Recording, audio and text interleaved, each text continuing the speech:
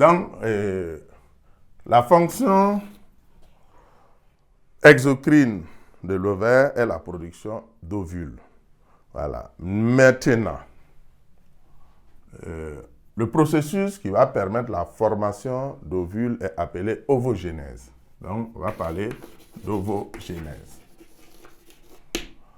Maintenant, l'ovogénèse est un processus qui commence très tôt, contrairement à la spermatogénèse, qui commence à partir de la puberté chez l'homme, alors que l'ovogénèse commence depuis l'âge fœtal chez la femme, mais qui est bloqué par la suite et qui va connaître des phases d'arrêt, ensuite des phases de reprise. Voilà, ça commence, ça s'arrête, jusqu'à la puberté.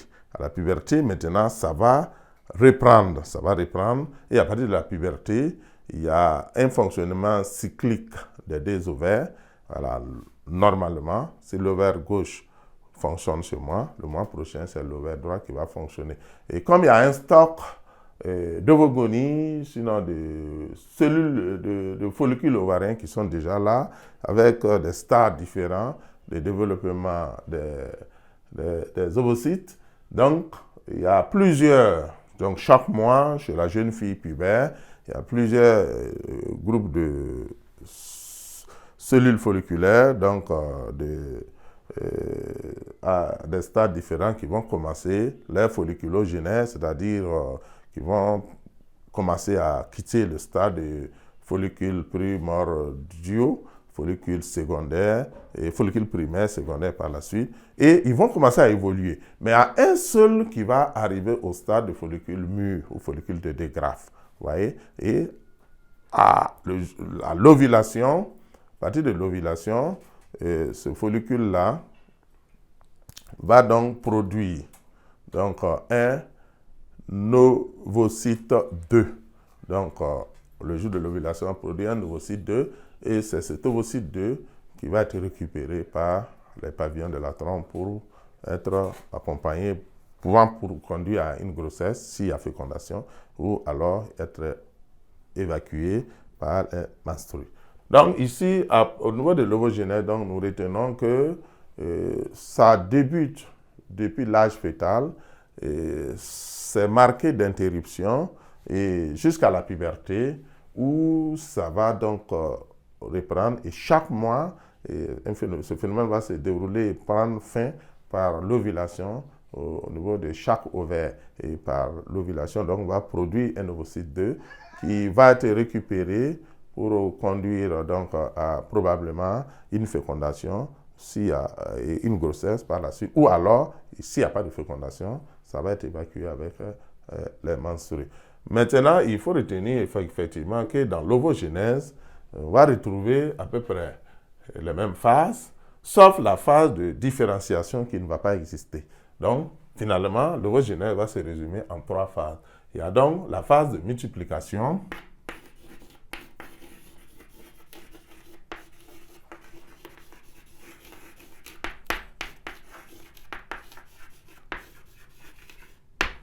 et comme je le disais, cette phase-là est précoce. On se fait pratiquement pendant l'âge fœtal. Et la jeune fille qui se retrouve avec à peu près 6 millions d'ovogonies au niveau donc de ses ovaires. Donc, et bien sûr, il y aura ce qu'on appelle le phénomène d'atrésie folliculaire qui va donc permettre la mort prématurée et de certaines ovogonies, beaucoup d'ovogonies d'ailleurs, et qui sont programmées pour mourir précocement. Donc c'est ça, le phénomène d'atrésie folliculaire. Donc après la phase de multiplication, nous allons passer à la phase d'accroissement.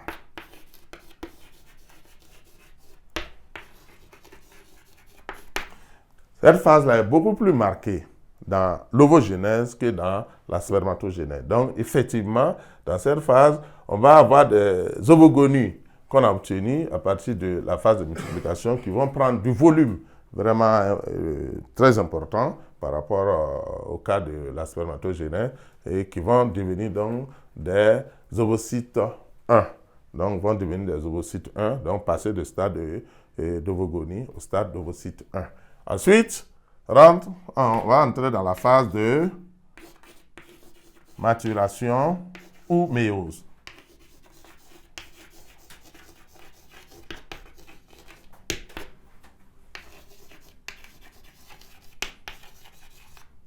Méiose, qui est une phase interrompue.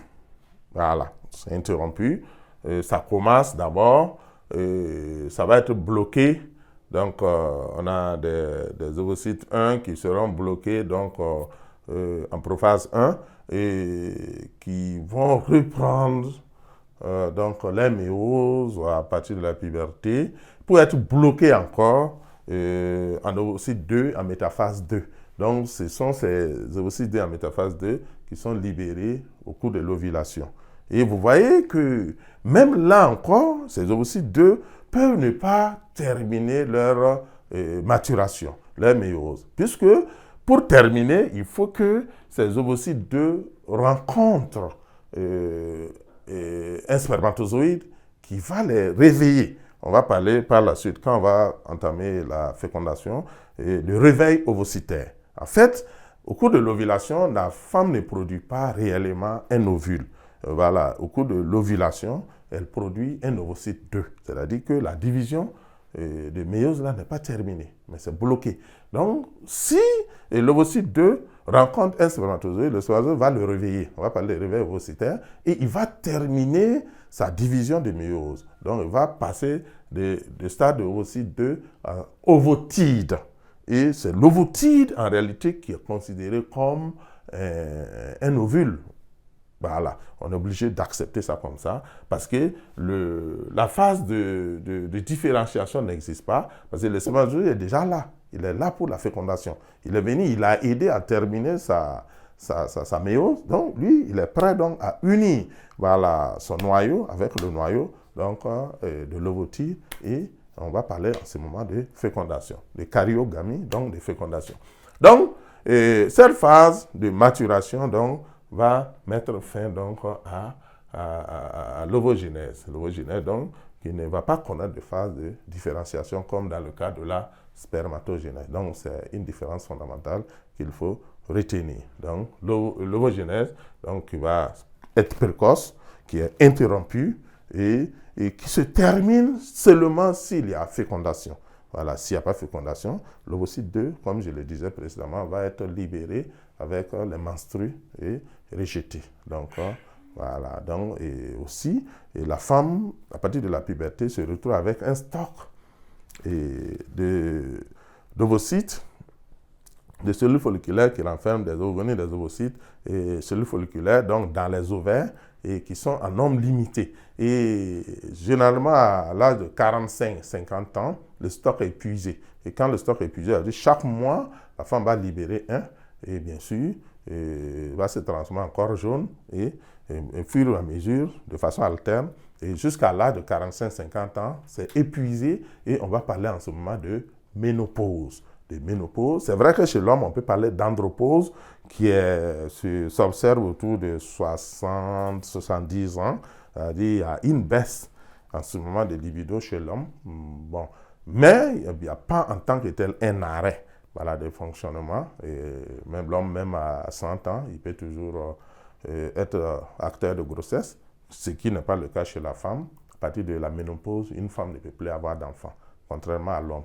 Voilà. Donc, la ménopause donc, est caractérisée par un arrêt de fonctionnement des ovaires qui ne produisent plus des ovocytes ou, si vous voulez, des ovules. Et on verra par la suite dans la fonction endocrine qui ne vont plus produire également des hormones ovariennes dans faible quantité, même pratiquement pas d'hormones ovariennes produites à partir de la ménopause. Donc, ça va donc mettre fin à l'âge de procréation et donc à la capacité de procréation donc, de la femme. Donc, à partir de la ménopause, une femme ne peut plus enfanter. Voilà, c'est pourquoi il y a donc un arrêt donc, de faire les enfants chez la femme à partir de la ménopause. Voilà. Donc, voilà ce qu'on pouvait retenir donc, sur la fonction exocrine donc, des gonades. Donc, nous allons passer au petit 2, qui est la fonction endocrine.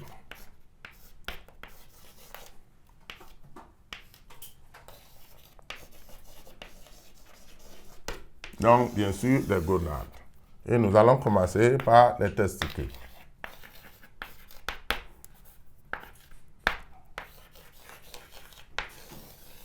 Les testicules.